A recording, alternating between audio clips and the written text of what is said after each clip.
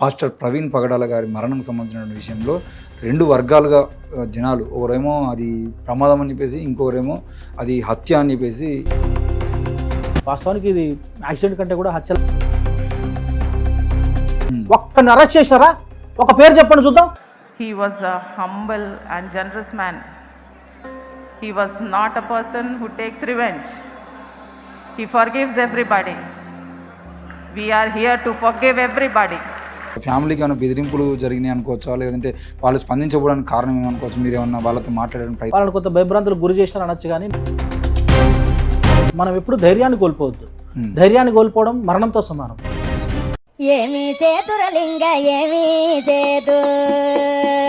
ఒకళ్ళు లడ్డు కల్తీ అయిందని చెప్పేసి ఆయన మోకాళ్ళ మీద గుడిమెట్లు ఎక్కడం,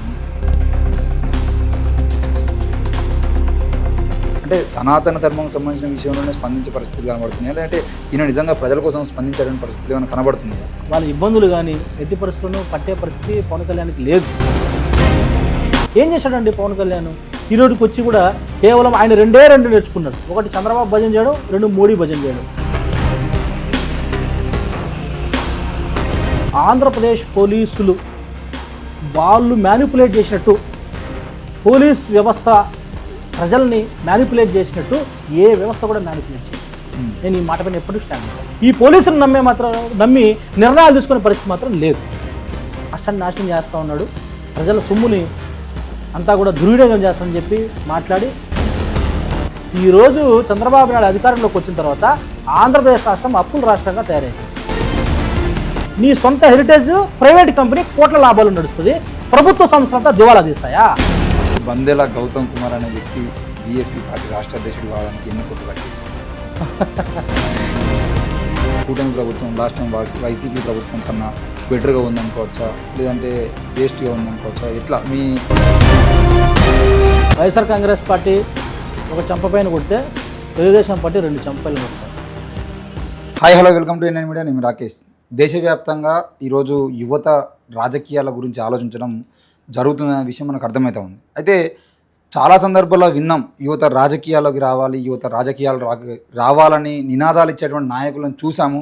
ఈ మధ్యకాలంలో రాహుల్ గాంధీ లాంటి వాళ్ళు కూడా దేశ రాజకీయాలలో యువతకు సంబంధించిన విషయాలు మాట్లాడుతూ ఉన్నారు.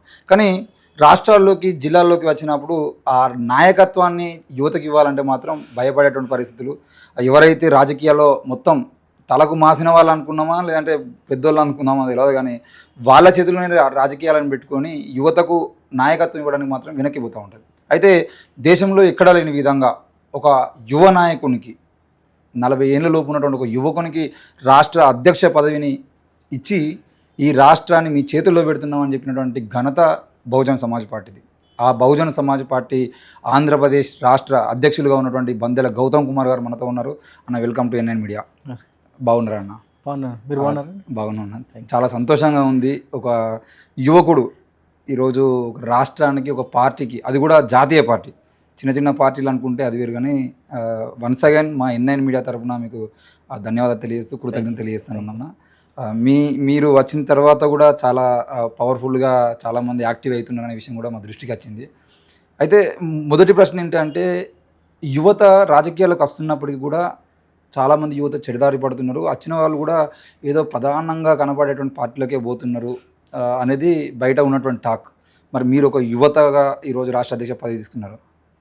యువతని ఆకర్షించడం కోసం మీరు చేస్తున్నటువంటి పనులు కానీ, మీరు చేస్తున్నటువంటి కార్యక్రమాలు ఇలా ఉంటున్నాయి? మొదటగా బహుజన్ సమాజ్ పార్టీ ఆంధ్రప్రదేశ్ రాష్ట్రానికి నన్ను రాష్ట్ర అధ్యక్షులుగా నియమించినటువంటి గౌరవనీయురాలు మన జాతీయ అధ్యక్షులు, బహుజన్ సమాజ్ పార్టీ జాతీయ అధ్యక్షులు బెహన్ మాయావతి గారికి నేను ప్రత్యేకంగా ధన్యవాదాలు తెలియజేసుకుంటాను.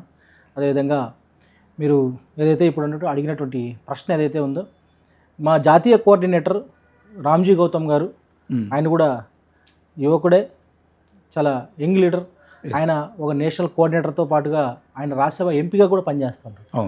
అంటే బహుజన్ సమాజ్ పార్టీ యువ నాయకత్వానికి ఎంత ప్రాధాన్యత ఇస్తుంది, ఎస్పెషలీ బెహన్ కుమారి మాయావతి గారు కూడా 50% ఖచ్చితంగా యువతకు ప్రాధాన్యత ఉండాలని చెప్పి ఆమె మాకు అనేక సార్లు ఒక నేషనల్ మీటింగ్స్లో కూడా చెప్పడం జరిగింది.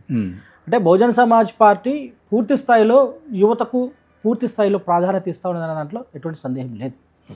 దాంట్లో భాగంగానే నేను కూడా ఈరోజు ఆంధ్రప్రదేశ్ రాష్ట్ర అధ్యక్షుడిగా, బహుజన్ సమాజ్ పార్టీ రాష్ట్ర అధ్యక్షుడిగా అతి చిన్న వయసు, ఇంతవరకు ఆంధ్రప్రదేశ్లోనే కాదు భారతదేశంలో ఏ జాతీయ పార్టీ కూడా 39-40 సంవత్సరాల యువకునికి ఇంతవరకు జాతీయ పార్టీలో ఒక రాష్ట్ర నాయకత్వాన్ని అప్పగించిన పరిస్థితి లేదు. కాబట్టి ఏదైతే ఈరోజు బహుజన్ సమాజ్ పార్టీ మాయావతి గారు కావచ్చు, రామ్జీ గౌతమ్ గారు కావచ్చు, వీళ్ళు నా పైన పెట్టుకున్నటువంటి ఏ నమ్మకం ఏదైతే ఉందో, వాస్తవంగా యువనాయకత్వం ఎప్పుడు కూడా ఏదైతే యువనాయకత్వానికి అవకాశం ఇచ్చినట్లయితే యువకులని మరింత పార్టీలోకి తీసుకొని వస్తారని చెప్పి నమ్మకంతో తీసుకొచ్చారు. తర్వాత మొన్న ఒక మీటింగ్ జరిగింది మాకు మార్చి 10వ తారీఖున. నేను రాష్ట్ర అధ్యక్షుడైన తర్వాత మొదటి సమావేశం జరిగింది, ఒక రాష్ట్ర సమావేశం జరిగింది ఇదే విజయవాడ పట్టణంలో. ఆ రోజు పెద్ద నేషనల్ కోఆర్డినేటర్ రామ్జీ గౌతమ్ గారు కానీ మా పార్టీ సీనియర్ నాయకులంతా కూడా చెప్పింది ఏంటంటే, గతంలో ఎన్నడూ లేని విధంగా దాదాపు 40% యువకులు యువనాయకత్వం కనిపిస్తూ ఉంది. ఇక్కడ చాలా సంతోషంగా ఉందంటే రేపటి భవిష్యత్తు బహుజన్ సమాజ్ పార్టీకి చాలా కళ్ళకు కట్టినట్టు కనిపిస్తూ ఉంది అని చెప్పి చెప్పడం జరిగింది. అంటే ఎప్పుడైతే నన్ను బెహన్ మాయావతి గారు నన్ను అపాయింట్ చేసిన తర్వాత, నన్ను నియమించిన తర్వాత యువకుల్లో మా నియోజకవర్గాల్లో కానీ జిల్లా వ్యాప్తంగా బహుజన్ సమాజ్ పార్టీ యువనాయకత్వం వచ్చింది, కొంచెం పార్టీని బలోపేతం చేద్దామనే దృష్టిపైన వాళ్ళు ఆలోచిస్తూ ఉన్నారు. నేను కూడా నా వ్యక్తిగతంగా బహుజన్ సమాజ్ పార్టీకి సంబంధించి ఎక్కడెక్కడైతే యువనాయకత్వం ఉందో దానిపైన పూర్తి స్థాయిలో నేను దృష్టి సారించాను. వాళ్ళని ఐడెంటిఫై చేసుకుని ఉన్నాను. వాళ్ళకి కూడా పూర్తి స్థాయి బాధ్యతలు అప్పగించి పార్టీని వాళ్ళ భుజస్కంధాలపైన పెట్టి ఏదైతే సీనియర్స్తో పాటుగా ఈ యువకులు కూడా తీసుకుని రావడానికి పూర్తి స్థాయిలో పనిచేస్తాం. అంటే మెయిన్గా ఈ పార్టీలలో, రాజకీయ పార్టీలో నేను చూసింది ఏంటంటే, ఆ సీనియర్ లీడర్లు ఎవరైతే ఉంటారో పదవుల దగ్గర కానీ ఎక్కడైనా పంపకాల దగ్గర కానీ ప్రతిసారి సీనియర్ అనే మాటలు మాట్లాడుతూ ఉంటారు. మరి మీరు యువకులు 40% పైకి కనబడాలి అంటున్నారు కదా, యువతకి మీరు ఎక్కువ ప్రాధాన్యత ఇస్తూ పోతూ ఉంటే సీనియర్లు ఈగోలో గురి కావడమో, లేదంటే ఫీల్ కావడమో, పార్టీకి దూరం కావడం లాంటివి చేస్తూ ఉంటారు కదా, అట్లాంటివి ఏమైనా జరుగుతూ ఉన్నాయా? వాటిని మీరు ఎలా అధిగమిస్తున్నారు? వాస్తవానికి మీరు చెప్పినటువంటి అంశాలంతా కూడా గతంలో ఏ రాజకీయ పార్టీలు ఉంటాయి, కానీ బహుజన్ సమాజ్ పార్టీలో అది కనపడదు. ఎందుకు కనపడదు అంటే, మాయావతికి బహుజన్ సమాజ్ పార్టీ భారతదేశంలో ఒక క్రమశిక్షణ కలిగిన పార్టీ బహుజన్ సమాజ్ పార్టీ. మీరు ఎప్పుడైనా బీఎస్పీకి సంబంధించిన సమావేశాలు చూస్తే కాంగ్రెస్ పార్టీలో లేదా భారతీయ జనతా పార్టీలో లేదా వేరే పార్టీల్లో గొడవలు అవి చూస్తూ ఉంటారు, కానీ బీఎస్పీలో ఎందుకంటే అలాంటి గొడవలు ఎందుకు కనపడవంటే, బెహన్ మాయావతి గారు, ఆమె అంతకుముందు కాంశీరామ్ గారు కూడా, ఇవంతా కూడా ఈ పార్టీ నిర్మాణం చేసేటప్పుడే ఈ పార్టీ యొక్క విధి విధానాలు కానీ, ఈ ప్రిన్సిపల్స్, ఆ త్యాగం, ఇవన్నింటినీ కూడా తీసుకుని వచ్చి ఈ పార్టీలో చేరుతారు. కాబట్టి అలాంటివి ఏమి ఉండదు. వాస్తవానికి ఇంకొక మాట మీరు అడిగేదానికి నేను చెప్పాల్సింది ఏంటంటే, ఏదైతే మనం ఎప్పుడు కూడా మన సీనియర్ లీడర్స్ ఉన్నారో వాళ్ళని మనం ఎప్పుడు కూడా పక్కన పెట్టే ప్రయత్నం చేయొద్దు. ఎందుకంటే ఈరోజు నేను 40 ఏళ్ళ వయసులో ఒక జాతీయ పార్టీకి రాష్ట్ర అధ్యక్షుడు వచ్చారంటే, నాకు ముందు పనిచేసిన వాళ్ళంతా కూడా ఈ స్థాయికి తీసుకొని రాగలిగితే నేను ఈ స్థాయికి వచ్చినాను. కాబట్టి పునాదులు వేశారు కాబట్టి ఈ స్థాయికి వచ్చినాం. కాబట్టి సీనియర్స్ని ఎక్కడ కూడా మనం డిసప్పాయింట్ చేయొద్దు. సీనియర్స్ యొక్క వాళ్ళ అనుభవాన్ని తీసుకుని యువకులతో పనిచేయించుకొని పార్టీని మరింత ముందు తీసుకుని పోయే ప్రయత్నమే చేయాలనేది మా ఉద్దేశం. మా పార్టీలో అసలు అలాంటివి ఎక్కడ కూడా లేవు. ఎందుకంటే గతంలో పనిచేసినటువంటి మా రాష్ట్ర ఇప్పుడు అధ్యక్షులు ఉన్నారు, ఇప్పుడు మళ్ళీ కోఆర్డినేటర్లు ఉన్నారు. రాష్ట్ర అధ్యక్షులు మీకు ఇంకో మాట చెప్పాలి, Bahujan Samaj party beauty of BSP ఒకటి చెప్తాను మీకు. బ్యూటీ ఆఫ్ బీఎస్పీ అంటే ఏంటంటే, గతంలో పనిచేసిన 3-4 స్టేట్ ప్రెసిడెంట్లు అంతా కూడా ఈరోజు కూడా పార్టీలో కొనసాగుతున్నారు. మీకు ఒక విషయం చెప్పాలి, గతంలో పనిచేసిన రాష్ట్ర అధ్యక్షులు ఈరోజు రాష్ట్ర కోఆర్డినేటర్, అంతకుముందు పనిచేసినటువంటి రాష్ట్ర అధ్యక్షులు ఈరోజు రాష్ట్ర జనరల్ సెక్రటరీ, అంతకుముందు పనిచేసినటువంటి రాష్ట్ర అధ్యక్షులు ఈరోజు బీఎస్పీ స్టేట్ జనరల్ సెక్రటరీ.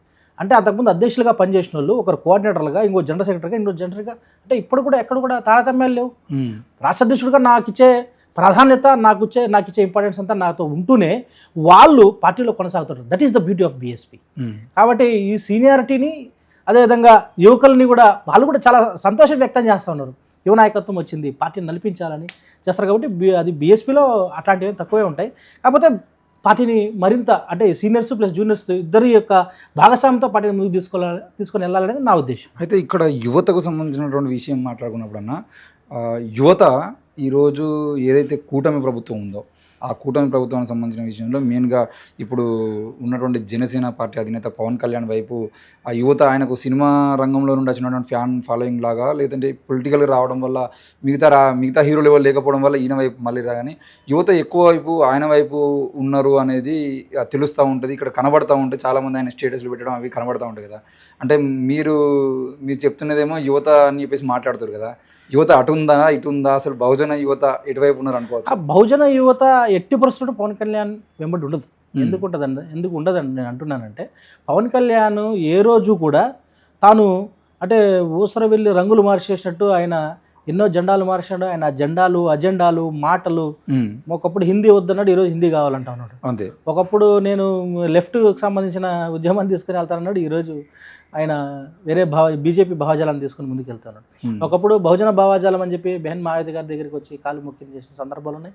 ఈరోజు భారతీయ జనతా పార్టీ అంటే ఆయన మాటలకి ఆయన చేతలకి ఎక్కడ కూడా పొంతన ఉండదు. అంటే ఆయన కేవలం ఆయన రాజకీయ అవసరాల కోసం విధంగా పనిచేస్తాడని అనిపిస్తుంది. ఇంకా యువత విషయానికి వస్తే వాస్తవానికి మనం ఒకటైతే ఒప్పుకోవాలి, ఆయన కాపుకు సంబంధించిన కాపు యువత అయితే ఖచ్చితంగా పవన్ కళ్యాణ్ వెంబడి ఉన్నారు, దాంట్లో సందేహం లేదు. ఎందుకు వెంబడి ఉన్నారంటే ఆ కులం కాపు కులం అనేది వాళ్ళు అవేర్నెస్ అయ్యారు, చైతన్యం వచ్చింది. అరే మాకు ఒక లీడర్ వచ్చాడు, మా లీడర్ని మేము ఎందుకు కాపాడుకోవద్దు? ఇన్ని సంవత్సరాలు టీడీపీ జెండా పట్టినాం, ఎన్టీఆర్ అన్నాం, వైసీపీ జెండా పట్టినాం, చంద్రబాబు అన్నాం, లోకేష్ అన్నాం, కానీ ఈరోజు మనం ఎందుకు వద్దు, ఎందుకు మా నాయకుడు ఎందుకు యాక్సెప్ట్ చేయడు అనే గుణం, ఆ చైతన్యం ఆ కులంలో ఉన్నట్టు యువతకు వచ్చింది. కాబట్టి మీరు అడిగారు కాబట్టి నేను చెప్తున్నా, బహుజన యువత కూడా ఈ దేశంలో ఈ రాష్ట్రంలో ఉన్నటువంటి 85% బహుజన వర్గాలకు సంబంధించిన యువత ఎటువైపు లేరు. వాళ్ళు ఎక్కడ వాళ్ళకు ఒక ఆలోచన లేదు. అంటే ఈ పార్టీ బహుజన సమాజ్ పార్టీ ఇది మన పార్టీ, ఈ పార్టీ మనది, దీన్ని మనం కాపాడుకోవాల్సిన బాధ్యత కూడా మనపైనే ఉన్నది. ఈరోజు పవన్ కళ్యాణ్ లేకపోతే చిరంజీవినో లేకపోతే చంద్రబాబు గారో లేకపోతే జగన్మోహన్ రెడ్డి గారు వీళ్ళెవరూ మనల్ని కాపాడిన వాళ్ళు కాదు. కేవలం బాబాసాహెబ్ అంబేద్కర్, మహాత్మా జ్యోతిబా పూలే, మనశ్రీ కాంశీరామ్ వీళ్ళ వల్ల మనం ఈరోజు ఈ స్థితిలో ఉన్నామని చెప్పి మన యువత ఎప్పుడైతే ఆలోచించడం మొదలు పెడతారో యువత అంతా కూడా బహుజన సమాజ్ పార్టీ వైపు వస్తుంది. బహుజన సమాజ్ పార్టీ ఈ బహుజన భావాజాలాన్ని అర్థం చేసుకోగలిగితే మనం ఈ బలింత యువతను బలపరిచే అవకాశం ఉంటుంది. నేను కూడా ఏం చెప్తున్నానంటే ఆ వైపు బహుజన సమాజ్ పార్టీలో ఈ యువతని మరింత ముందుకు తీసుకొని రావడానికి కావాల్సినటువంటి అన్ని నేను ముందుకు తీసుకొని వెళ్ళాలి, యువతల్లో చైతన్యం నింపాలి అని చెప్పి నేను కూడా అనుకుంటా ఉన్నా. ఖచ్చితంగా కాపు కులానికి సంబంధించిన యువత పవన్ కళ్యాణ్తో ఎట్లయితే ఉంటారో బహుజన యువత అంతా కూడా బహుజన సమాజ్ పార్టీ వైపు నడవడానికి మేము పూర్తి స్థాయిలో పనిచేస్తాం. అంటే మీరు కాపు కులానికి సంబంధించినటువంటి యువత మాత్రమే అటువైపు ఉన్నారు అంటున్నారు, కానీ దేశంలో ముఖ్యంగా ఆంధ్రప్రదేశ్ రాష్ట్రానికి సంబంధించిన విషయంలో చూసినట్లయితే ఆ దళితులు ఎస్సీలు ఎవరైతే ఉన్నారో మేమంతా వైసీపీ వైపు ఉన్నాం, బీసీ అంతా టీడీపీ వైపు జనసేన వైపు ఉన్నారని చెప్పేసి ఇక్కడ చాలాసార్లు చాలా వార్తల్లో విన్నాం కూడా, రాజకీయాలు చూసినా కూడా అలాగే కనబడుతూ ఉన్నాయి. అంటే దళితులు ఏమో ఇటువైపు ఉండేది అంటే బీసీ కులాల వారు అయిపోయి, అంటే మీరేమో బహుజన సమాజ్ పార్టీ అంటున్నారు. ఈ బహుజనులుగా ప్రధానంగా ఇప్పించుకున్నటువంటి ఎస్సీ ఎస్టీలు ఎవరైతే ఉన్నారో బీసీలు ఎవరైతే ఉన్నారో వాళ్ళేమో చీలిపోయి ఒకళ్ళు ఆ పార్టీకి ఒకళ్ళు ఈ పార్టీకి ఉన్న తర్వాత బహుజన సమాజ్ పార్టీలు ఎవరు ఉన్నారు? మరి బహుజన సమాజ్ పార్టీలో యువత ఈరోజు నేను ఒకటి చెప్తున్నాను మీరు అడిగిన దానికి. ఈరోజు గతంలో తెలంగాణలో వైఎస్ఆర్ కాంగ్రెస్ పార్టీ ఉండే, తెలుగుదేశం పార్టీ ఉండింది. అంటే ఉమ్మడి ఆంధ్రప్రదేశ్ గురించి చెప్తాను. ఏ స్థాయిలో ఉండింది? రాష్ట్రాన్ని పరిపాలన చేసే స్థాయిలో ఉండింది. ఈరోజు రాష్ట్రం విడిపోయిన తర్వాత తెలుగుదేశం పార్టీ తెలంగాణలో కనీసం ఒక కౌన్సిలర్లు గెలిచే అవకాశం ఉందా? లేదు. వైఎస్ఆర్ కాంగ్రెస్ పార్టీ ఒక కౌన్సిలర్ గెలిచే అవకాశం ఉందా? లేదు కదా. ఈ భారతదేశంలో ఉన్నటువంటి అన్ని రాష్ట్రాలలో ఎమ్మెల్యే స్థానాల దగ్గర నుంచి ఎంపీ స్థానాల దగ్గర నుంచి కౌన్సిలర్ స్థానాల దగ్గర నుంచి స్థానిక సంస్థల ఎన్నికల్లో ప్రతి చోట పోటీ చేసి నిలబడే సత్తా ఉన్న party Bahujan Samaj party. Okay. ఈరోజు ఏదైతే ఈ కులాలన్నీ కూడా వాళ్ళకి పోలరైజ్ అయి ఉన్నాయి, వాళ్ళతో పనిచేస్తూ ఉన్నారు అని అంటూ ఉన్నారు. అంటే దళిత సంఘాల నాయకులు కులాల సంఘాల నాయకులు చెప్తారు కాబట్టి నేను అదే చెప్తున్నా. వీళ్ళంతా కూడా ఈ పార్టీలన్నీ కూడా ఒక దశకు వచ్చిన తర్వాత ఈ పార్టీలు కనపడవు. వైఎస్ఆర్ కాంగ్రెస్ పార్టీ కనపడదు, రాష్ట్రాన్ని దాటితే వైఎస్ఆర్ కాంగ్రెస్ పార్టీ కనపడదు. అదేవిధంగా ఇంకొక సౌత్ నుంచి లెఫ్ట్కి పోతే ఈ వైఎస్ఆర్ కాంగ్రెస్ పార్టీ కనపడుతుంది. ఎటుపోయినా కూడా ఎక్కడ కనపడదు. బహుజన సమాజ్ పార్టీ అనేది ఈ భారతదేశంలో బాబాసాహెబ్ అంబేద్కర్ సిద్ధాంతం బ్రతుకున్నంత కాలం, బాబాసాహెబ్ అంబేద్కర్ సిద్ధాంతం ఈ భూమిపైన ఎప్పటికీ చావదు, బహుజన సమాజ్ పార్టీ ఎప్పటికీ చావదు. ఇది మాత్రం వాస్తవం. ఇకపోతే మీరు అడిగింది ఏంటంటే ఈ కులాలన్నింటినీ కూడా వాళ్ళు తీసుకోగలుగుతూ ఉన్నారు, వాళ్ళ వైపు ఉన్నాయండి. వాళ్ళ వైపు ఉండడానికి ప్రధానమైనటువంటి కారణం ఏంటంటే అక్కడ ఈ కులాలన్నింటినీ వాళ్ళు మోసగించే ప్రయత్నం ఏదైతే ఈ బహుజన సమాజ్ పార్టీని ఇప్పుడు చూడండి, మీకు చిన్న ఉదాహరణ కూడా చెప్తా. ఒకనొక సందర్భంలో 2004 సంవత్సరంలో రాజశేఖర రెడ్డి గారు ముఖ్యమంత్రి అయిన తర్వాత మా అరకులో ఎలక్షన్ జరిగితే ఎలక్షన్లలో ఆ లోకల్ బాడీ ఎలక్షన్లలో మొత్తం జెడ్పీటీసీ స్థానాలన్నింటినీ కూడా అన్నింటినీ కూడా ఎక్కువ శాతం బీఎస్పీ గెలుచుకొని ఒక ట్రయాంగిల్ సిరీస్ మాదిరి అంటే టీడీపీ కాంగ్రెస్ బీఎస్పీ నడిచింది. అప్పుడు కాంగ్రెస్ పార్టీ కానీ మా బీఎస్పీకి మద్దతు ఇచ్చినా లేదా తెలుగుదేశం పార్టీ బీఎస్పీకి మద్దతు ఇచ్చినా కూడా జెడ్పీ చైర్మన్ మా బహుజన్ సమాజ్ పార్టీకి సంబంధించిన జెడ్పీటీసీ అయ్యేవాడు. కానీ మీకు నిజంగా చెప్తా ఉన్న అతిశయోక్తి ఏమంటే రాజశేఖర రెడ్డి చంద్రబాబు ఇద్దరు కలిసి కాంగ్రెస్ పార్టీకి వాళ్ళని బలపరిచి కాంగ్రెస్ పార్టీ జెడ్పీ చైర్మన్ చేశారు. అంటే ఎప్పుడైతే ఈ బహుజన్ సమాజ్ పార్టీ బలపడుతుంది, ఈ సిద్ధాంతం ముందుకెళ్తుంది అని చెప్పి ఎప్పుడైతే ఆ అవకాశం వచ్చినప్పుడల్లా ఈ రెండు రాజకీయ పార్టీలే కాదు అన్ని రాజకీయ పార్టీలన్నీ కూడా కలిసి ఈ పార్టీని అణగదొక్కే ప్రయత్నం చేస్తూ ఉంటారు. దీనివల్ల కొంత పార్టీలో ఉన్నటువంటి ఈ మిగతా సంఘాలుగా విడిపోయి బాబాసాహెబ్ అంబేద్కర్ ఒక మాట చెప్తాడు, రాజకీయ లక్ష్యం లేనటువంటి ఏ సంఘమైనా అది బానిస సంఘం మాత్రమే అని చెప్పి బాబాసాహెబ్ అంబేద్కర్ చెప్తాడు. ఇప్పుడున్న సంఘాలు ఏవైతే ఉన్నాయో ఏవైనా కూడా వాళ్ళకు ఒక రాజకీయ లక్ష్యం లేకపోతే బానిస సంఘాలు బాబాసాహెబ్ అంబేద్కర్ చెప్పిన మాట నేను చెప్పిన మాట కాదు కదా. కాబట్టి ఇవన్నీ ప్రజలందరూ కూడా ఇప్పుడు ఆలోచించాలి. బహుజన్ సమాజ్ పార్టీ అనేది ఇది మన పార్టీ, బహుజనుల పార్టీ అని చెప్పి ప్రజలు అర్థం చేసుకోవడం పార్టీ ఖచ్చితంగా అన్ని విధాలా ముందుకెళ్తుంది. అంటే బహుజన సమాజ్ పార్టీకి సంబంధించిన విషయంలో చాలాసార్లు చాలామంది నాయకులు రావడము, పోటీ చేయడము, గెలిచిన తర్వాత పార్టీ మారడము, లేకపోతే ఈ పార్టీని వాడుకొని లీడర్లుగా ఎదిగిన తర్వాత మళ్ళీ వేరే పార్టీలకు జంపు కావడము జరుగుతుందనే ఒక మాట కూడా ఈ బహుజన సమాజ్ పార్టీ మీద ఉంది. మరి దాన్ని ఎట్లా అర్థం చేసుకోవచ్చు అంటే అది ఇప్పుడు ఇంకా నాకంటే కూడా వాళ్ళని అడిగితే మంచిగా ఉంటుంది కదా తీసుకొని. ఇప్పుడు మీరే చెప్తా ఉన్నారు వాళ్ళు వచ్చి దీని పార్టీని వాడుకొని ముందుకు వెళ్ళిపోవాలంటే ఇక్కడ ఎలా ఉంటుందంటే ఇన్స్టెంట్ రిజల్ట్స్ కావాలి వాళ్ళకి. త్వరగా ఎమ్మెల్యేలు అయిపోవాలా, త్వరగా ఎంపీలు అయిపోవాలా, త్వరగా మినిస్టర్ల పదవులు చేపట్టేసేయాలి. అప్పుడు బహుజన్ సమాజ్ పార్టీ ఒక లాంచింగ్ ప్యాడ్. అంటే బహుజన్ సమాజ్ పార్టీ అనేది ఎట్లుంటుందంటే బహుజన్ సమాజ్ పార్టీ ఇది బహుజన కుటుంబంలాగా ఉంటుంది.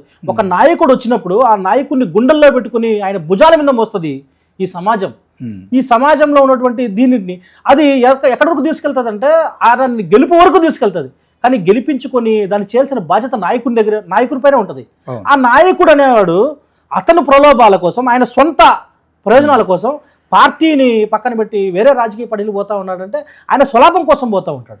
కానీ బహుజన్ సమాజ్ పార్టీ మీరు ఒక్కసారి నేను చెప్తున్నా, బహుజన్ సమాజ్ పార్టీ అధికారంలోకి వచ్చి ఎన్ని సంవత్సరాలు అవుతుంది?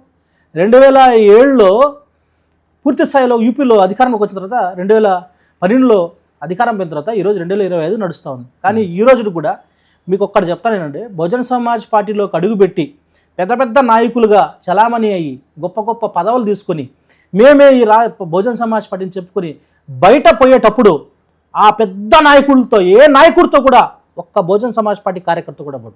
That is Bahujan Samaj party. అది బీఎస్పీకి ఉన్నటువంటి బీఎస్పీ లీడర్కి బీఎస్పీ కార్యకర్తకు ఉన్న కమిట్మెంట్. మీరు చూడండి, చరిత్ర తీసుకోండి. అంటే అధికారం 12లో మనకు అధికారం అయిన ఈ రోజుకి కూడా బహుజన్ సమాజ్ పార్టీ క్యాడర్ చెక్కు చెదరకుండా ఆ విధంగానే ఉంది. డెవలప్ కాకుండా కొంత అట్లా ఉంది అనే దానికి అనేక కారణాలు ఉన్నప్పటికీ కూడా పార్టీ క్యాడర్ కానీ పార్టీ సిద్ధాంతం కానీ ఎక్కడ కూడా చెక్కు చెదరదు. బహుజన్ సమాజ్ పార్టీయే కాదు, భారతదేశంలో ఏ రాజకీయ పార్టీకైనా ఎత్తుపల్లాలు అనేటివి సహజంగా నడుస్తూ ఉంటాయి. ఆ నడిచే క్రమంలో ఈరోజు మేము ఓటంలో ఉండొచ్చు కానీ ఖచ్చితంగా చెప్తా ఉన్నా బహుజన్ సమాజ్ పార్టీని అధికారంలోకి తీసుకొచ్చేంత వరకు అహర్నిశలు పనిచేస్తాం, ఈ సిద్ధాంతాన్ని బతికిస్తాం. ఈ కార్యకర్తలు మాత్రం ఈ పార్టీని ఎప్పుడు భుజాన్ని మోస్తారు. నాయకులు వస్తూ ఉంటారు, పోతూ ఉంటారు, కానీ పార్టీ మాత్రం శాశ్వతం. అయితే ఇంతకుముందు మీరు మాట్లాడుతూ బ్యూటీ ఆఫ్ బీఎస్పీ అనే ఒక పదాన్ని వాడారు. ఆ పదం విన్నప్పుడు నాకేం గుర్తొచ్చిందని అంటే, ఈరోజు మీ ఇంటర్వ్యూ కోసం విజయవాడకి వస్తూ ఉంటే హైదరాబాద్ నుండి పెద్ద పెద్ద భారీ కటౌట్లు కనబడ్డాయి. విజయవాడ నుండి హైదరాబాద్ హైవేలో P4 పేదరికాన్ని నిర్మూలించడం కోసం అని చెప్పేసి చంద్రబాబు గారు P4 అని చెప్పేసి, అది అంటే నేను జర్నీలో ఉన్నా కాబట్టి దాన్ని పూర్తిగా చదవలేకపోయినా ఆ P4 అంటే ఏంటి, నిజంగా పేదరిక నిర్మూలన కోసం చంద్రబాబు గారు ఏమన్నా గొప్ప ప్లాన్ ఏమైనా తీసుకొస్తున్నారా, ఏంటిది అది ఒకసారి? మీకు మంచి అనుమానమే వచ్చింది చంద్రబాబు గారి పైన. కాకపోతే చంద్రబాబు గారి నేపథ్యం కూడా మీరు అర్థం చేసుకుంటే ఆయన నిజంగా పేదరికాన్ని నిర్మూలిస్తాడా లేదా అని చెప్పొచ్చు. P4 అంటే ఇప్పుడు ఆయన ఏం చెప్తున్నాడు అంటే, P4 అనేదని పబ్లిక్ ప్రైవేట్ పీపుల్ పార్ట్నర్షిప్ అంటున్నాడు.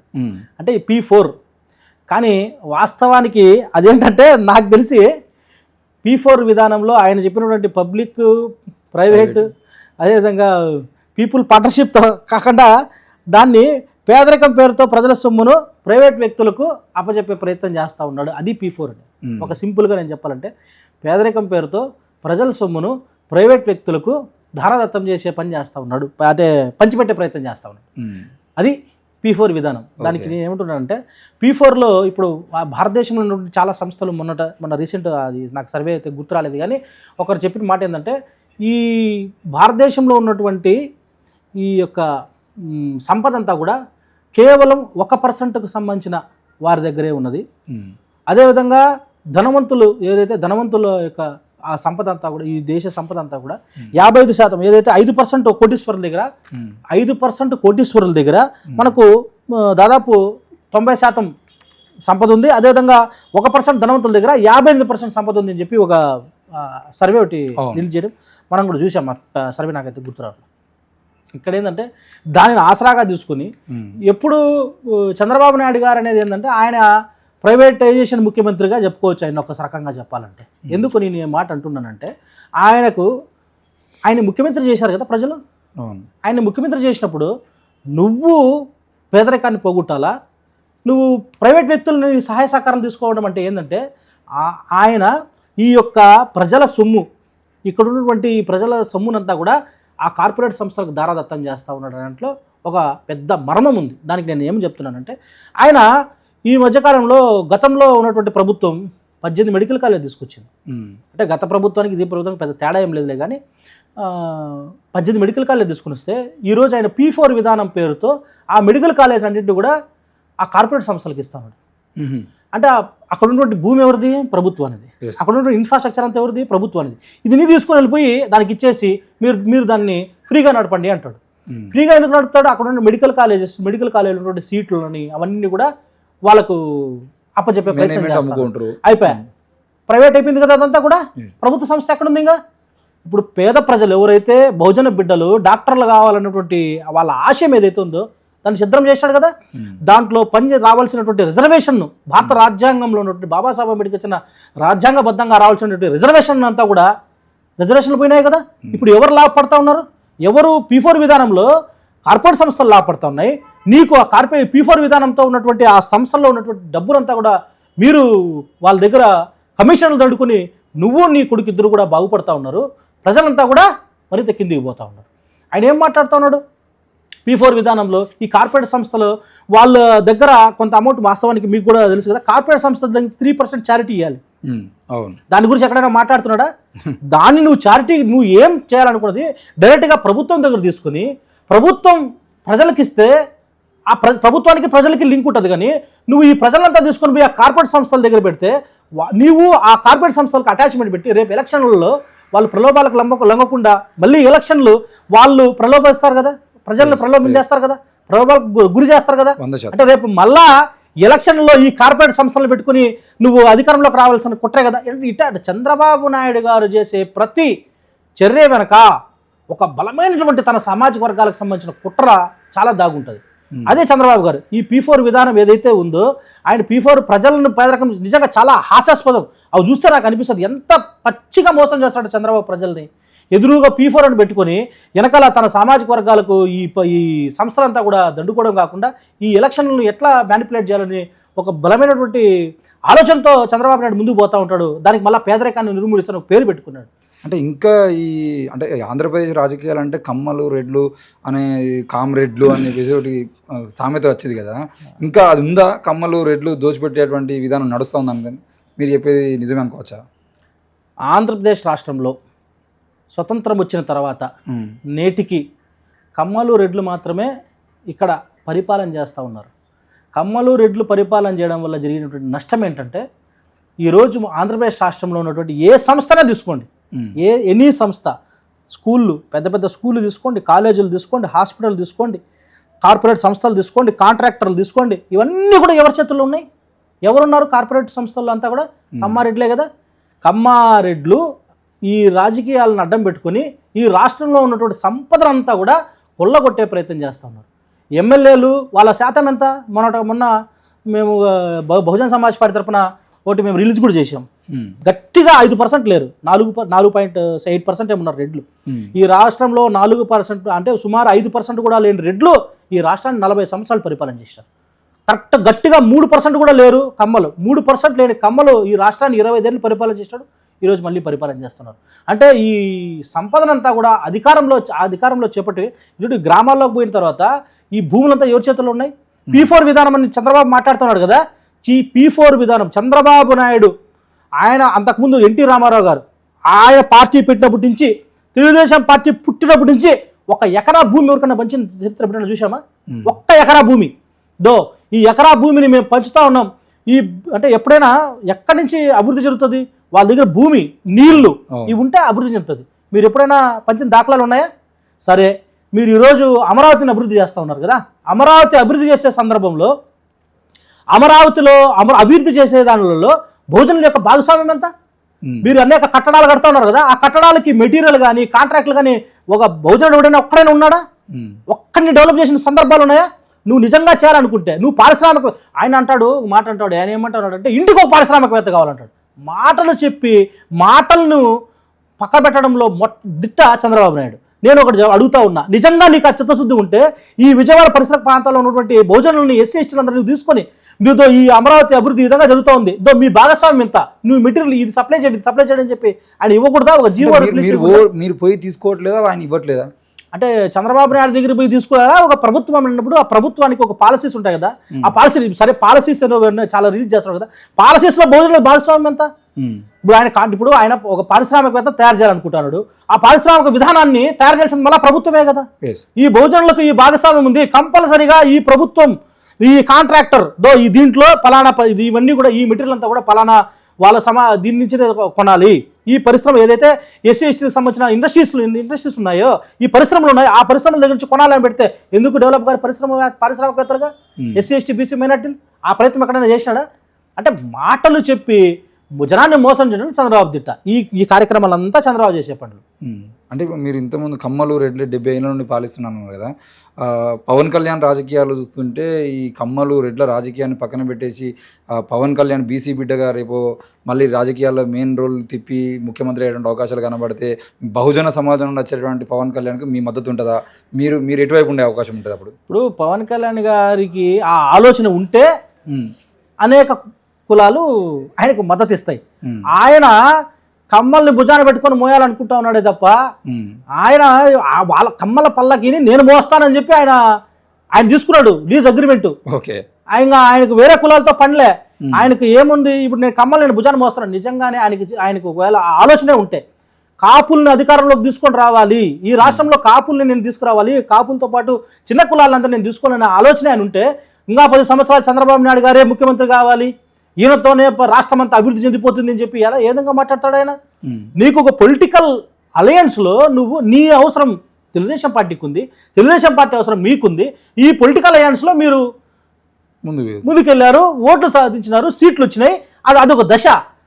ఆ దశను కూడా వదిలేసి ఇప్పుడు మీరు నెక్స్ట్ దశకి వెళ్ళిపోయి చంద్రబాబే నా దేవుడు, చంద్రబాబునే నేను భుజాన మోస్తా, చంద్రబాబు తప్ప ఈ దేశంలో ఈ రాష్ట్రంలో నన్ను ఎవరు బాగుపరచలేరు అని చెప్పి ఆయన పోతా ఉన్నాడంటే ఆయనకు ఆలోచన లేనప్పుడు ఆయనకు మనం ఏం చేస్తాం? ఆయనకు ఏ విధంగా మనం మద్దతు ఇస్తాం? అంటే ఒకవేళ అంటే బహుజన రాజ్యం కోసం నేను పోరాటం చేస్తా అని చెప్పేసి కనుక ఆయన ముందుకు వచ్చి కాపుల్ని రాజ్యాధికారంలో కూర్చోబెడతా అంటే బహుజన సమాజ్ పార్టీ మద్దతు ఇస్తుందా? గతంలో ఆయన బహుజన సమాజ్ పార్టీతో అలయన్స్లో ఉన్నప్పుడు బెన్ మాయావతి గారు కూడా ఆయనే మా ముఖ్యమంత్రి అభ్యర్థి అని చెప్పి కూడా ఆయన చెప్పడం జరిగింది కదా.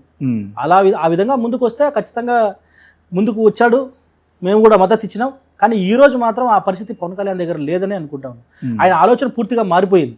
బహుజన భావాజాలం ఆయనకి పోయి ఇప్పుడు ఆయనకు సనాతన ధర్మంతో ముందుకు వెళ్తా ఉన్నాడు. కాబట్టి ఆయన ఎందుకు సనాతన ధర్మం మాట్లాడుతున్నాడు?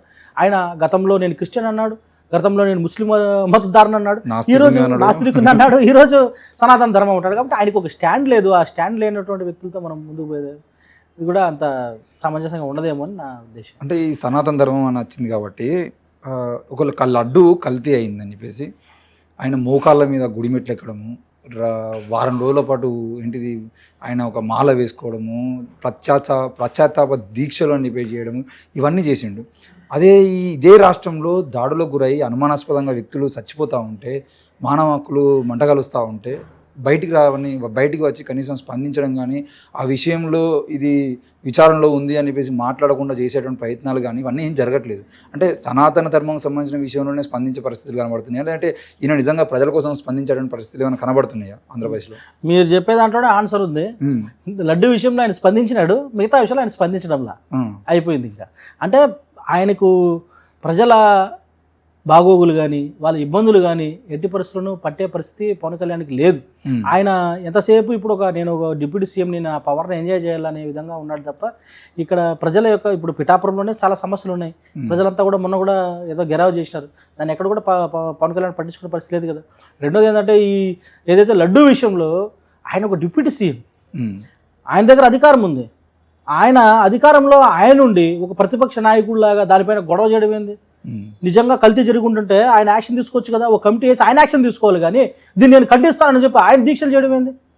అంటే ఇప్పటికి కూడా ఆయన దాన్ని ఒక సెంటిమెంట్ వైపు, ఈ మతాల మధ్య సెంటిమెంట్ వైపు నేను సృష్టించి భారతీయ జనతా పార్టీ మెప్పులు పొందాలి, నేను భారతీయ జనతా పార్టీకి వీర విధేయుణ్ణి మోడీకి అని చెప్పి చెప్పుకునే ప్రయత్నమే తప్ప దాంట్లో కూడా అంత క్లారిటీ క్లియర్గా ఏం లేదు పవన్ కళ్యాణ్. పిఠాపురం అనే మాట వచ్చింది. ఈరోజు కూడా మన ఇంటర్వ్యూ జరిగేదానికన్నా ముందు నాగబాబు గారు ఎమ్మెల్సీగా అయిన తర్వాత పిఠాపురం లేదంటే జై వర్మ అని చెప్పేసి నినాదాలు ఇచ్చారు అని చెప్పేసి చూస్తా ఉంటే, అంటే పిఠాపురంలో పవన్ గ్రాఫ్ పడిపోతుంది అనుకోవచ్చా, ఏమనుకోవచ్చా సార్? పిఠాపురంలోనే కాదు, పవన్ కళ్యాణ్ గ్రాఫ్ ఆంధ్రప్రదేశ్ రాష్ట్ర వ్యాప్తంగా లేదు. ఎందుకు లేదు అని నేను అంటున్నానంటే, గతంలో పవన్ కళ్యాణ్ పైన ఉన్నటువంటి అభిప్రాయం ప్రజల్లో ఇప్పుడు లేదు. గతంలో ఏముందంటే పవన్ కళ్యాణ్ అంటేనే పవన్ కళ్యాణ్ అంటే ఒక పవర్ లాగా కనపడుతూ ఉన్నాడు, ఆయన్ని కానీ మద్దతు ఇచ్చి ఆయన కానీ చేయగలిగితే కొంత మార్పు తీసుకొస్తాడు, చాలా గొప్పగా పనిచేస్తాడేమో అనుకున్నటువంటి ప్రజల అభిప్రాయాన్ని ఇప్పుడు మీరు చూడండి. గతంలో పవన్ కళ్యాణ్ గురించి మాట్లాడినప్పుడు చాలామంది పాజిటివ్గా మాట్లాడేవారు, కానీ ఈరోజు పవన్ కళ్యాణ్ గురించి ఎక్కడ మాట్లాడినా ఏం చేశాడండి పవన్ కళ్యాణ్? ఈ రోజుకి వచ్చి కూడా కేవలం ఆయన రెండు నేర్చుకున్నాడు. ఒకటి చంద్రబాబు భజన చేయడం, రెండు మోడీ భజన చేయడం. అంత తప్ప ప్రజల బాగోగులను ఎక్కడన్నా చేసిన సందర్భాలు ఉన్నాయా? చంద్రబాబు గారు ఎక్కడ బొమ్మంటే అక్కడ పోయి తన లడ్డు విషయంలో బొమ్మన్నాడు, పోయినాడు అక్కడ మాట్లాడినాడు, షిప్ విషయంలో పోయినాడు అక్కడ పోయినాడు మాట్లాడినాడు, రెండు విషయాల్లో బదనామైనాడు. అట్లాంటి కార్యక్రమాలు చేయడమే తప్ప సుగాలి ప్రీతి విషయం నేను మాట్లాడతానని చెప్పిన ఇంతవరకు దాని గురించి ఎక్కడ మాట్లాడే సందర్భాలు లేవు కదా. అంటే గతంలో ప్రతిపక్షంలో అనేక విధాలుగా మాట్లాడినటువంటి పవన్ కళ్యాణ్ ఈరోజు ఎక్కడ కూడా మాట్లాడే పరిస్థితి లేదు. పిఠాపురంలో వాస్తవానికి ఇదే కదా, గతంలో ఉన్నటువంటి స్టాండ్ ఈరోజు ఉండదు అని చెప్పి పవన్ కళ్యాణ్కి చాలా క్రిస్టల్ క్లియర్ ఉంది. కాబట్టి వాస్తవానికి వర్మ గారు ఆయనకి బాగా సహకరించాడు కాబట్టి ఆయనని కనీసం ఎమ్మెల్సీగా ఏదో అనేక వాగ్దానాలు ఇచ్చినప్పటికీ కనీసం ఈయన పిలిచి మాట్లాడడమో లేకపోతే ఈయనల్ని మాట్లాడి మీరు చేశారని చెప్పింటే ఆయన కొంత సంతృప్తి పడేవాళ్ళేమో. కానీ ఈరోజు నాగబాబు అనే వ్యక్తి అసలు ఆయనకి ఏం అర్హత ఉందని ఈరోజు ఆయనకి ఎమ్మెల్సీకి ఇవ్వాలి? ఏం అర్హత ఉంది? నేను కుటుంబ రాజకీయాలకు నేను వ్యతిరేకం అని చెప్పి మాట్లాడినారు కదా పవన్ కళ్యాణ్ మాట్లాడారు కదా. మళ్ళీ నాగబాబుని ఈరోజు మీరు ఎట్లా ఎమ్మెల్సీ చేస్తారు? నాగబాబుకు ఉన్నటువంటి అర్హతలు ఏంది? అంటే మీ అన్న కేవలం అన్న అయితే మీరు ఎమ్మెల్సీ చేస్తారా? సరే, ఎమ్మెల్సీ చేసిన తర్వాత అంత పెద్ద బహిరంగ సభలో మొన్న ఆయన ఆవిర్భావ దినోత్సవం జరిగింది, జనసేన ఆవిర్భావ దినోత్సవంలో ఆయన మాట్లాడిన మాటలు వర్మ గారిని ఉద్దేశించి మాట్లాడినాడు. పుడి మీద కారం జల్లినట్టు. ఈరోజు పోయినాడు, నిరసన శాఖ తగిలింది. సాధారణంగా జరిగేదే కదా నాగబాబుకి అవమానం. అంటే ఇంకొక విషయము, ఈ తెలంగాణ అంటే రెండు రాష్ట్రాల్లో చాలా ఉధృతంగా జరుగుతున్నటువంటి ఒక ఉద్యమం ఇవాటికి 10 రోజులు అవుతుంది. 10 రోజుల నుండి పాస్టర్ ప్రవీణ్ పగడాల గారి మరణం సంబంధించిన విషయంలో రెండు వర్గాలుగా జనాలు, ఒకరేమో అది ప్రమాదం అని చెప్పేసి, ఇంకొకరేమో అది హత్య అని చెప్పేసి చాలా ఉద్యమాలు జరుగుతున్నాయి. రోడ్ల మీదకి ఎన్నడూ రాని పాస్టర్లు రోడ్ల మీదకి రావడము, ర్యాలీలు తీయడము, నిరసన కార్యక్రమాలు చేయడం అన్నీ జరుగుతూ ఉన్నాయి. మొదట్లో బీఎస్పీ పార్టీ నుండి రాష్ట్ర అధ్యక్షులు ఉన్న మీరు కూడా ఇది మేము ప్రమాదం అనుకోవట్లేదు, దీన్ని విచారణ చేయాలి, దీని మీద అనుమానాలు అనిపించి కూడా మీరు మాట్లాడారు. ఇప్పుడు పోలీసులు ఏమో దానికి వ్యతిరేకంగా, అంటే ఇది ప్రమాదం అని చెప్పేసి నిరూపించే సాక్ష్యాలు బయట పెడతా ఉన్నారు. మీడియా కూడా చాలా అత్యుత్సాహంగా పోలీసులకు దొరికిన వీడియోలను కూడా వీళ్ళు బయట తీసుకొస్తా ఉన్నారు. అంటే ఆ ప్రవీణ్ పగడాల గారి ఇష్యూ మీద మీరు ఇంకా అదే స్టాండ్ మీద ఉన్నారా? అది ప్రమాదం అనుకోవచ్చా, లేదంటే హత్య అనుకోవచ్చా? ఇక్కడ ప్రవీణ్ గారి యొక్క హత్య అంటే ఇన్సిడెంట్ జరిగిన తర్వాత నేను వ్యక్తిగతంగా నేనే వెళ్ళాను అక్కడికి, రాజమండ్రి దగ్గర. చూసినప్పుడు ఆయన బాడీ పైన ఉన్నటువంటి ఆ మార్క్ అవన్నీ చూసి వాస్తవానికి ఇది యాక్సిడెంట్ కంటే కూడా హత్యలాగానే అనిపిస్తూ ఉందని చెప్పి నేను మాట్లాడడం జరిగింది. రెండో విషయం ఏంటంటే, ఇక్కడ ఉన్నటువంటి వ్యవస్థలంతా కూడా చాలా క్లియర్గా ఎన్డీఏ కూటమి ప్రభుత్వం ఇది సహజంగానే ఎస్సీ ఎస్టీలకు, ముస్లిం క్రిస్టియన్ మైనారిటీలకు వ్యతిరేకమైనటువంటి ప్రభుత్వం. చంద్రబాబు గారు కావచ్చు, పవన్ కళ్యాణ్ గారు, వీరు రెచ్చగొట్టే ప్రసంగాలు, అనవసరమైన రెచ్చగొట్టే ప్రసంగాలు వాళ్ళ గురించి మాట్లాడుతూ ఉంటారు. అనేక రెచ్చగొట్టే ప్రసంగాలు చేయడం వల్ల జనంలో ఒక దీన్ని క్రియేట్ చేస్తారు. అంటే ఒక శత్రుత్వాన్ని రెండు కులాల మధ్య కానీ మతాల మధ్య కానీ శత్రుత్వాన్ని ఎప్పుడైతే క్రియేట్ చేస్తారో కొన్ని ఆ క్షణికావేశాల్లో కొన్ని ఇలాంటి సంఘటనలు జరుగుతూ ఉంటాయనే విషయాన్ని నేను ఆ రోజు ప్రస్తావించాను. దానికి మూలం కూడా ఆ రాధామోహన్ సింగ్ అని ఒక ఆయన ఒక 10 రోజులు రాధా మనోహర్ దాస్ అని ఒక ఆయన ఒక రెచ్చగొట్ట ప్రసంగాలు చేసి అక్కడ యువతనంతా కూడా కొంచెం పొల్యూట్ చేసే ప్రయత్నం చేసినాడు. ఇకపోతే ఈ రీసెంట్గా ఉన్నటువంటి దాంట్లో డెవలప్మెంట్స్ ఏంటంటే ఈ పోలీసులు ఒక విషయం అయితే నేను చెప్పదలుచుకున్నా. ఆంధ్రప్రదేశ్ పోలీసులు వాళ్ళు మ్యానిపులేట్ చేసినట్టు పోలీస్ వ్యవస్థ ప్రజల్ని మ్యానిపులేట్ చేసినట్టు ఏ వ్యవస్థ కూడా మ్యానిపులేట్ చేయదు. నేను ఈ మాట పైన ఎప్పుడు స్టాండ్ అవుతా. ఈ పోలీస్ వ్యవస్థ అంతా కూడా కేవలం అధికార పార్టీకి తొత్తుల్లాగా ప్రయాణం చేస్తూ ఉంటారు. ఈరోజు బహుజన్ సమాజ్ పార్టీ తరఫున మేము ఒక పెద్ద మీటింగ్ పెట్టాం. మేము ఎంపీ గారు వస్తున్నారు, నేషనల్ కోఆర్డినేటర్ వస్తున్నాడు అని చెప్పి మేము ఒక సెక్యూరిటీ రీజన్స్ దృష్ట్యా మేము సెక్యూరిటీ కల్పించాలంటే ఒక్క పోలీస్ రాలేదు. వేలాది మంది సుమారు 5,000 మందితో మీటింగ్ చేశాం. 100 మందితో కూడా టీడీపీ వాళ్ళు, వైసీపీ వాళ్ళు లేదా వేరే జనసేన పార్టీ వాళ్ళు తిరుగుతుంటారు, వాళ్ళకి సెక్యూరిటీ కల్పిస్తారు. అంటే వాళ్ళ భావజాలం అంతా ఎట్లుంటుందంటే ఒక మర్డర్ జరిగినప్పుడు ఒక ఏదైనా ఇన్సిడెంట్ జరిగినప్పుడు వాళ్ళు ఎట్లుంటారంటే చేతులు ఏ విధంగా దులుపుకోవాలి, అదే ఇంకా ఆ అజెండా పైనే ఉంటారు. దానిని ఏదో నిజాలంతా వెలుగు తీయాలి, దాన్ని మనం ఖచ్చితంగా ముందుకు తీసుకొని పోయిన ఆఫీసర్లు ఆంధ్రప్రదేశ్ రాష్ట్రంలో పోలీస్ డిపార్ట్మెంట్లో ఉన్నారంటే నేను మాత్రం ఎట్టి పరిస్థితుల్లో నమ్మను. నేను చూసినప్పుడు లోకల్ పాలిటిక్స్ నుంచి చూస్తూ ఉన్నా. మా అసెంబ్లీ దగ్గర నుంచి జిల్లా స్థాయి నుంచి రాష్ట్ర స్థాయి ఉన్నటువంటి ఏ పోలీస్ అధికారి కూడా ఎవరికైనా ప్రజలకు అన్యాయం జరిగిందంటే అన్యాయం పైన మాట్లాడదామని ఎట్టి పరిస్థితుల్లో ఆలోచించే ప్రసక్తి లేదు. గత 10-15 సంవత్సరాలుగా ఇది విపరీతమైపోయింది. అంటే వీళ్ళ వ్యవహారాలు, ఇప్పుడు వీళ్ళ ప్రసంగాలు, ఈ పోలీసుల యొక్క వైఖరి, ఇవన్నింటినీ చూస్తే ఎవరికైనా అది హత్యనే అనిపిస్తుంది కదా. వీళ్ళు ఇప్పుడు నిజాలు మాట్లాడే వాళ్ళు ఎప్పుడు నిజాలు మాట్లాడతారు.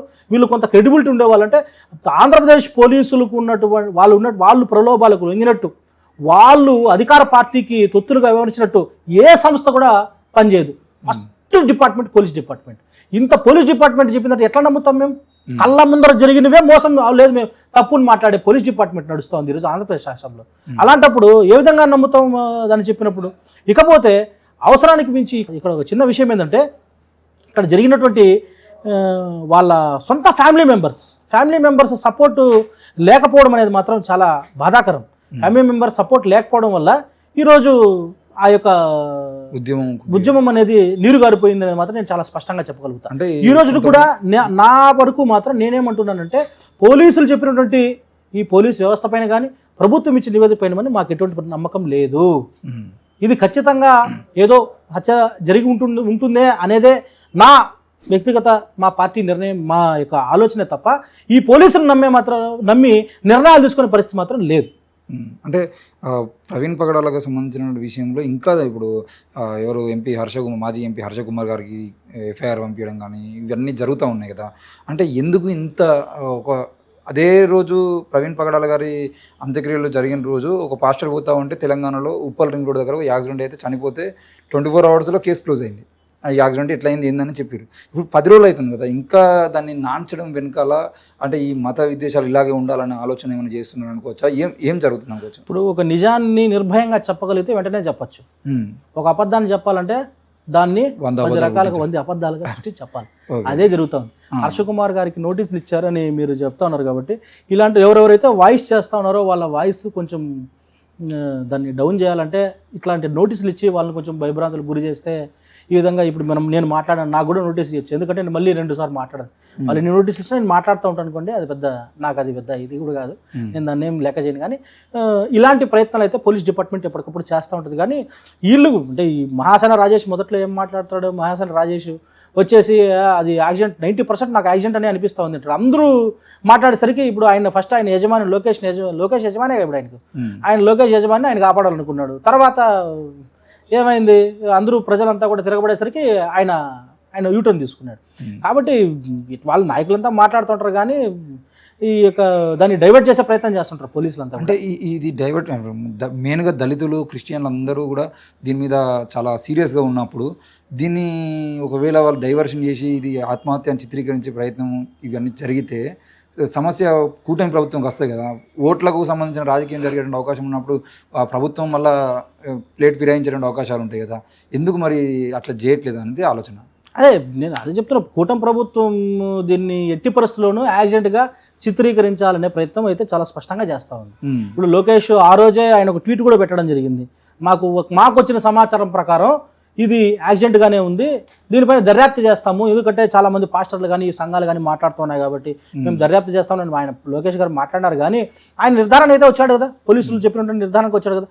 గతంలో ఆయన ప్రతిపక్షంలో ఉన్నప్పుడు ఇదే లోకేష్ గారు ఏం మాట్లాడాడు, ఈ పోలీసులని నమ్మడానికి లేదు, ఈ పోలీస్ వ్యవస్థ సరిగా పనిచేయడం లేదు అని చెప్పి మాట్లాడినటువంటి లోకేష్ గారు ఈరోజు అధికారంలోకి వచ్చేసరికి మీ పోలీస్ డిపార్ట్మెంట్ వెనకేసుకొచ్చే ప్రయత్నం చేస్తున్నారు కదా. కాబట్టి వీళ్ళు అంతా కూడా ఏదైతే ఈ నిజాలు బయట వస్తే మా కూటమి ప్రభుత్వానికి ఇబ్బందికర పరిస్థితులు వస్తాయని చెప్పి నిజాలని కప్పిపెట్టే ప్రయత్నం అయితే పోలీస్ డిపార్ట్మెంట్ అదేవిధంగా ప్రభుత్వం అయితే చాలా స్పష్టంగా చేస్తూ ఉందైతే ప్రజలందరూ కూడా కనిపిస్తూ ఉంది.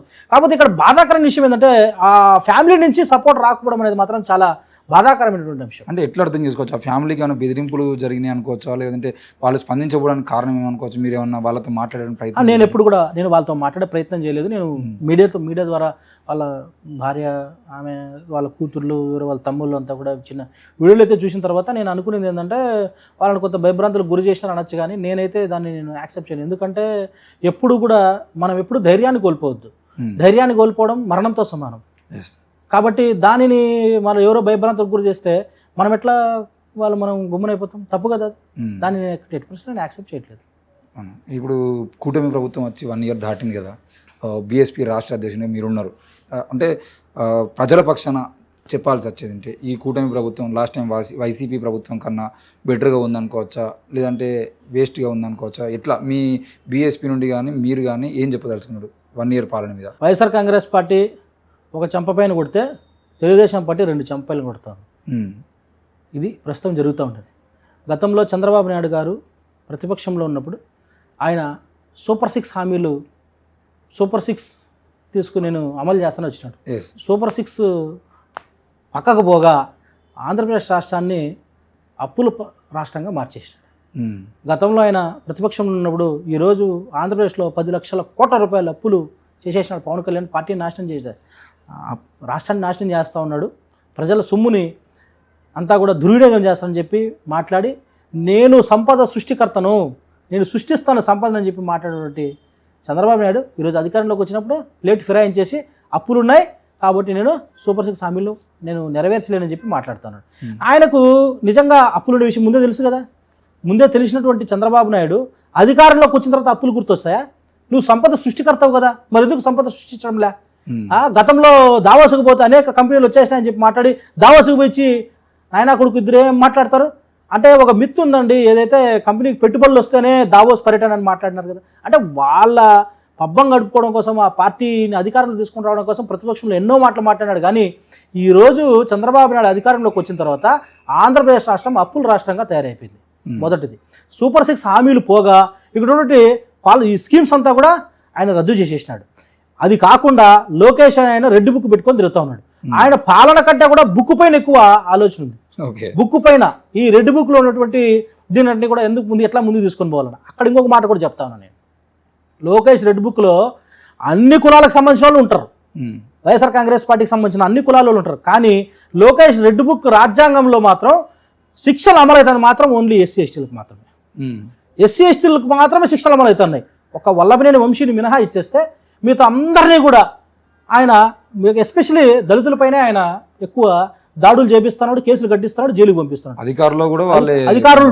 అధికారులు కూడా ఎస్సీలే ఉన్నారు. చూడండి ఐపీఎస్లు అంతా కూడా మొన్న సస్పెండ్ అయిన వాళ్ళు కానీ వీళ్ళంతా కూడా అధికారులు, వాళ్ళ పేర్లు నేను చెప్పదలుచుకోలేదు. ఎందుకంటే వాళ్ళు కూడా కొంత గత వైఎస్ఆర్ కాంగ్రెస్ పార్టీకి ఫేవర్గా ఉన్నోలే కదా మనం మాట్లాడుకునేది. వైఎస్ఆర్ కాంగ్రెస్ పార్టీకి ఫేవర్గా అనేక మంది ఉన్నారు. కానీ ఆ వైఎస్ఆర్ కాంగ్రెస్ పార్టీలో అధికారంలో ఉన్నప్పుడు పనిచేసేటువంటి కమ్మారెడ్లు రెడ్లు ఉన్నారు కదా ప్రధానంగా. మీరు ఎవరిని టార్గెట్ చేశారు ఇంతవరకు? ఒక్కరిని అరెస్ట్ చేసినారా? ఒక పేరు చెప్పండి చూద్దాం. ఒక్క పేరు. మీ ప్రధాన శత్రువు వాళ్ళే అయినప్పుడు మీరు ఎందుకు వాళ్ళని అరెస్ట్ చేయడంలో? అయితే మీకు నిజంగా చిత్తశుద్ధి ఉంటే ఆ రెడ్ బుక్లో ఉన్నటువంటి కొత్త దళితులు మాత్రమే కనపడుతున్నారా మీ కంటికి? వాళ్ళు కనపడడం లేదా ఎక్కడ కూడా? ఐపీఎస్ అధికారులు, ఐఏఎస్ అధికారులు, ఇక్కడ ఉన్నటువంటి ప్రజాప్రతినిధులు, ప్రజలు, సోషల్ మీడియా ఎక్కడైనా చూసుకోండి మొత్తం అంతా కూడా దళితులే కనపడుతున్నారు తప్ప వాళ్ళ సామాజిక వర్గాలను ఎక్కడ కూడా. అంటే రెడ్ బుక్ కాదు, దళిత రెడ్ బుక్. రెడ్ బుక్, దళితుల పైన కక్ష సాధింపు బుక్ ఇది. రెడ్ బుక్ కాదు, దళితుల పైన కక్ష సాధింపు బుక్గా లోకేష్ ప్రయాణం చేస్తూ ఉన్నాడు. అది కాకుండా ఇంకా వసూలు దందాలు ఏదైతే ఇప్పుడు చంద్రబాబు గారికి ఒక మంచి హైలీ టాలెంట్ ఒకటి ఉంది. అదేంటంటే అవినీతిని కనపడకుండా చేయగలిగినటువంటి ఎక్స్పర్ట్ చంద్రబాబు గారు. ఎందుకు నేను ఈ మాట అంటా ఉన్నానంటే, నీ సొంత హెరిటేజ్ కంపెనీ ఏమో కోట్ల లాభాలు నడుస్తుందా? నీ సొంత హెరిటేజ్ ప్రైవేట్ కంపెనీ కోట్ల లాభాలు నడుస్తుంది, ప్రభుత్వ సంస్థలంతా దివాలా తీస్తాయా? ఇదెక్కడ? మీరు సంపద సృష్టికర్తరు, అదేవిధంగా పరిపాలన, మీరు ముఖ్యమంత్రి కదా.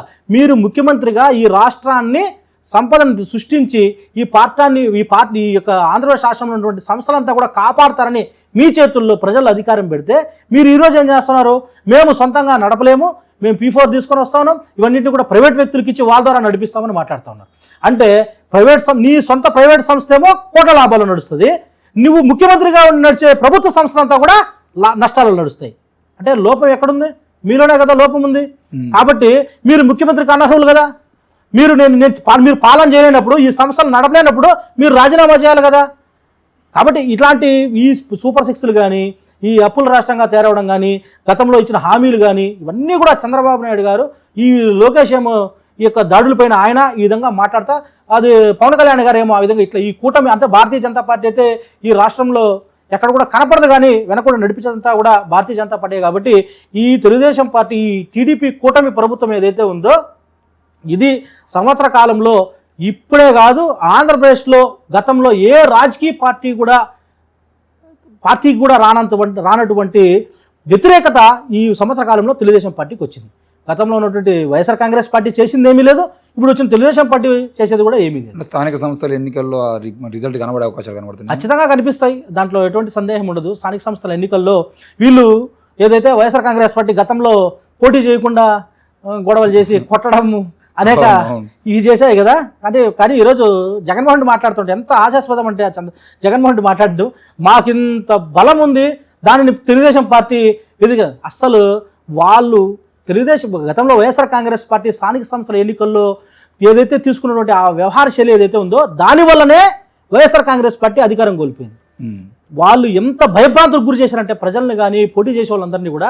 ఈరోజు మీరు ఏం మాట్లాడుతున్నారంటే, మాకు సొంతంగా వచ్చేసింది బలం అని మాట్లాడుతున్నారు. ఆయన సొంతంగా రాలే, ఆయన పోలీసు వాళ్ళని అడ్డం పెట్టుకున్నాడు, గుండాగిరి చేశాడు, రౌడీజం చేశాడు, డబ్బులు పంచినాడు, కొట్టినాడు.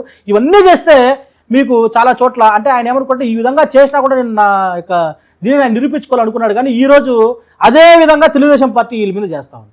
కాబట్టి ఈ సంస్థ ఈ రెండు కూడా అంటే ఆ పార్టీ చేసిన ఈ పార్టీ చేసిన ఆ పార్టీ కాకుండా ప్రజాస్వామ్యబద్ధంగా లోకల్ బాడీ ఎలక్షన్ జరిగితే మాత్రం ఖచ్చితంగా టీడీపీ కూటమి ప్రభుత్వానికి మాత్రం చుక్కెదురు తప్పదు. అయితే మీ ఇంటర్వ్యూలో చివరిగా అడగాల్సిన ప్రశ్నలు వ్యక్తిగతంగా మిమ్మల్ని అడగాలి. ఎందుకంటే ఈ రెండు తెలుగు రాష్ట్ర ప్రజలకి మీరు ఒక ఇన్స్పైర్. ఎందుకనంటే 40 ఏళ్ళ లోపు అధ్యక్ష పదవి తీసుకోవడం అనేది గ్రేట్ విషయం. ఒక జిల్లా అధ్యక్ష పదవికి లేదంటే రాష్ట్ర అధ్యక్ష పదవికి అధ్యక్ష పదవి కావాలంటే, కార్యదర్శి పదవి కావాలంటే కోట్లల్లో ఖర్చు చేసేటువంటి అవకాశాలు ఉంటాయి అనేది చాలామంది మాట్లాడుకుంటారు. ఇప్పుడు బందెల గౌతమ్ కుమార్ అనే వ్యక్తి బీఎస్పీ పార్టీ రాష్ట్ర అధ్యక్షుడు కావడానికి ఎన్ని కోట్లు ఖర్చు చేసాడు? కోట్లు ఉంటే ఖర్చు పెడతాం, కోట్లు లేనప్పుడు ఖర్చు ఎట్లా పెడతాం అంటే, అదే మీరు చెప్పిన మాటకి ఏంటంటే, ఈ తెలుగుదేశం పార్టీ, వైఎస్ఆర్ కాంగ్రెస్ పార్టీ, భారతీయ జనతా పార్టీలో అవి నడుస్తూ ఉంటాయి. బహుజన సమాజ్ పార్టీ వేరే, బహుజన సమాజ్ పార్టీ సిద్ధాంతం వేరే. బహుజన సమాజ్ పార్టీ ఈరోజు నన్ను ఇంత చిన్న వయసులో నాకు రావడానికి అవకాశం ఇవ్వడానికి ప్రధాన కారణం ఏంటంటే, నేను వాళ్ళ దగ్గర నుంచి తీసుకున్న ఫీడ్బ్యాక్ ఏంటంటే, ఒకటి పార్టీ పట్ల నిబద్ధత, నిజాయితీ, అదేవిధంగా పార్టీని ఏ విధంగా అయినా సరే అభివృద్ధి చేయాలనే ఒక తపన ఏదైతే ఉందో, ఈ మూడింటిని బేరీజ్ చేసుకొని యువత కాబట్టి యువకుడైతే మరింత పార్టీని ముందుకు తీసుకొని పోతాడని చెప్పి ఈ విధంగా నన్ను రాష్ట్రాధ్యక్ష పదవిలో పెట్టడం జరిగింది. ఈ పార్టీ ఏ విధంగా నడుస్తుందంటే, చాలామంది మీకు ప్రజలకు కూడా తెలియాలి కాబట్టి నేను చెప్తా ఉన్నా. బహుజన సమాజ్ పార్టీ సిద్ధాంతం వేరేగా ఉంటుంది. వైఎస్ఆర్ కాంగ్రెస్ పార్టీ, తెలుగుదేశం పార్టీ, ఈ మనువాద దోపిడీ రాజకీయ పార్టీలు, బీజేపీ కానీ కాంగ్రెస్ కానీ, ఇవంతా కూడా వాళ్ళ కాంట్రాక్టుల దగ్గర, కార్పొరేట్ సంస్థల దగ్గర. మీరు మొన్న ఏదైతే ఎలక్షన్లో ముందు చూశారు, బహుజన సమాజ్ పార్టీ ఎక్కడి నుంచి కూడా విరాళాలు తీసుకోలేదు, ₹1 కూడా. కార్పొరేట్ సంస్థలు ఎక్కడి నుంచి కూడా విరాళాలు తీసుకోలేదు. మిగతా రాజకీయ పార్టీలన్నీ కూడా అన్ని సంస్థల దగ్గర నుంచి విరాళాలు తీసుకుంటాయి. బహుజన సమాజ్ పార్టీ ఏ విధంగా నడుస్తుందంటే, ప్రజల దగ్గర నుంచి మనం విరాళాలు తీసుకొని పార్టీ నడుపుతాం. ఇది ఒక్క బహుజన సమాజ్ పార్టీలో మాత్రమే ఉంటుంది, ఏ రాజకీయ పార్టీలో ఉండదు. మేమంతా కూడా పార్టీ నడపడానికి ప్రజల దగ్గరికి వెళ్ళి ప్రజల దగ్గర నుంచి పార్టీని వాళ్ళ దగ్గర వచ్చిన విరాళాలతో పార్టీని నడుపుతాం. ఆ విధంగా మేము పార్టీ నడుపుతాం. మేము అట్లే మా అధినాయకురాలు బెహన్ మాయావతి గారు కూడా ఇదే లైన్లో మేము పనిచేస్తాం తప్పి కోట్లు ఇచ్చి పనిచేసేది కాదు. మేము కాంశీరామ్ గారు చెప్పింది ఏంటంటే ఒక నోటు తీసుకొని ఈ పార్టీ నిర్మాణం చేశాడు. మేము కూడా అదే సిద్ధాంతంతో ముందుకెళ్ళి ఇక్కడ ఉన్నటువంటి ప్రజల దగ్గరికి వెళ్ళి పార్టీని వాళ్ళని చైతన్యం చేసి వాళ్ళ దగ్గర ఓట్లు తీసుకొని పార్టీని అధికారంలోకి తీసుకుంటారు. అంటే మీరు ఎక్కడ పుట్టారు, మీరు చదివినటువంటి చదువులు ఏంటి, ఈ బహుజన రాజకీయాల వైపు రావాలన్న ఆలోచన మీలో ఎవరు కలిగించారు? మాది మదనపల్లి సొంత ఊరు. ప్రస్తుతం ముందు పాత చిత్తూరు జిల్లా, ఇప్పుడు అన్నమయ్య జిల్లా. మదనపల్లి మా సొంత ఊరు. మా నాన్నగారు ఇరిగేషన్లో సీనియర్ అసిస్టెంట్గా రిటైర్ అయ్యారు. నాన్నగారు చనిపోయారు. తర్వాత మా అమ్మ గృహిణి, హౌస్ వైఫే. నేను నా చదువు అంతా కూడా మదనపల్లిలోనే సాగింది. బీఎస్సీ బయోటెక్నాలజీ బయోటెక్ తర్వాత నేను ఎంబీఏ చేశాను. మళ్ళీ నా వైఫ్ అమ్మాయి బీటెక్ చేసింది. మ్యారేజ్ అయిన తర్వాత మేము మదనపల్లిలోనే నేను అక్కడ ఉన్నాను. వాస్తవానికి స్టూడెంట్ ఉన్నప్పటి నుంచి కూడా ఈ యొక్క భావజాలం బాగా నడుస్తూ అప్పుడప్పుడు కలుస్తూ ఉన్నాను. తర్వాత కాలంలో నాకు నిజంగా ఈ వైపు నన్ను తీసుకురావడానికి మాత్రం మా గురువు, నిజంగా ఆయన ఎప్పుడైనా తలుచుకోవాలి, ప్రతి చోట నేను ఆయన పేరు చెప్పాల్సి, గౌరవ పీటీఎం శివప్రసాద్ గారని ఒక ఆయన నన్ను ఈ భావజాలం వైపు, బాబాసాహెబ్ అంబేద్కర్ ఐడియాలజీ వైపు ఆయన నడిపించాడు. నేను చదువుకునే సందర్భంలో మా నాన్న ఎంప్లాయ్ కాబట్టి చిన్నప్పటి నుంచి నేను ప్రైవేట్ స్కూల్స్, కార్పొరేట్ కాలేజెస్లోనే నేను చదవడం జరిగింది. కాబట్టి ఈ భావజాలం నాకు కొంత తక్కువగా ఉన్న సందర్భంలో నన్ను చూసి కొంచెం మా నిజాయితీ కానీ ఆనెస్ట్ మాట్లాడడం అని చూసి ఆయన నన్ను ఈ భావజాలం మనం పనిచేయాల్సిన అవసరం ఉంది అని చెప్పి ఆయన తీసుకొచ్చిన తర్వాత మళ్ళీ వెంటనే ఈ భావజాలంలోకి రావడం, పార్టీలోకి రావడం, బాధ్యతలు చెప్పడం లాంటివి చేసి, అదేవిధంగా బహుజన సమాజ్ పార్టీలో కూడా నాతో కంటే ముందు పనిచేసినటువంటి రాష్ట్ర అధ్యక్షులుగా పనిచేసినటువంటి అందరూ కూడా ఈ యొక్క భావజాలాన్ని మరింత ముందుకు తీసుకొని పోవాలన్నటువంటి దాన్ని సంకల్పాన్ని వాళ్ళు నాకు ఇవ్వడం జరుగుతుంది. దాన్ని నేను కొనసాగింపుగా తీసుకొని రావడం జరుగుతుంది. ఓకే అన్న, థ్యాంక్ యూ. మొత్తానికైతే అంటే బహుజన రాజకీయాల్లోనే కాదు, దేశవ్యాప్తంగా మీలాంటి యువకులకు అన్ని పార్టీలు రాష్ట్ర అధ్యక్ష పదవులే కాకుండా రాజకీయాలను యువతలో పెట్టడం ద్వారా మార్పులు ఏమన్నా వస్తాయని నమ్మేటువంటి వ్యక్తులు నేను ఒకని కాబట్టి ఇక్కడ వరకు రావడం జరిగింది.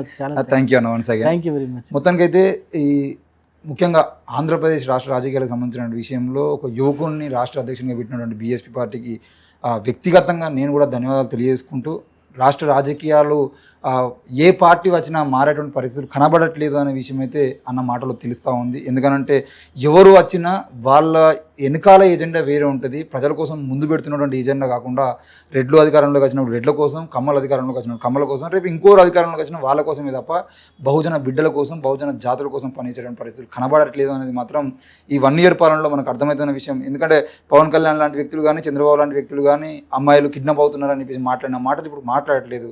ఈరోజు బహుజన బిడ్డలు, ముఖ్యంగా దళితుల హత్యలకు గురవుతూ ఉంటే కూడా మా మాట్లాడలేనటువంటి పరిస్థితులు మనం చూస్తూ ఉన్నాం. మరి ప్రజలు కూడా అర్థం చేసుకోవాల్సినటువంటి అవసరం ఉంది. రాజకీయాలను అర్థం చేసుకోవాలి. యువత రాజకీయాల్లోకి వచ్చినాక ఏ రాజకీయంలో ఉండేదంటే మీ జీవితాలు బాగుపడతాయో అర్థం చేసుకొని రాజకీయాల్లో దిగాల్సిన పరిస్థితులు కూడా ఈరోజు ఉన్నాయి అనే విషయాన్ని బల్లకొద్ది చెబుతూ చూస్తూనే ఉండండి ఎన్ఎం మీడియా. Thank you.